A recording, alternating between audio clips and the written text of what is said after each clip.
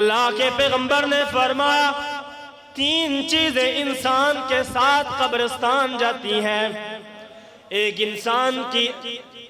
انسان کے رشتہ دار جاتے ہیں، دوسرا انسان کا مال جاتا ہے، اور تیسرا انسان کے اعمال جاتے ہیں۔ اللہ کے پیغمبر نے فرمایا دو چیزیں واپس آ جاتی ہیں، انسان کا مال بھی واپس آ جاتا ہے، انسان کے رشتہ دار بھی واپس آ جاتے ہیں، اور قبر میں انسان اپنے اعمال کو لے کر جاتا ہے۔ عمل سے زندگی بنتی ہے، جنت بھی جہنم بھی۔ یہ خاکی اپنے فطرت میں نہ نوری ہے نہ ناری ہے۔ واعظ قوم میں پختہ خیالی نہ رہی۔ واعظ قوم میں جو ان مسلمانوں کو واعظ کرتا ہے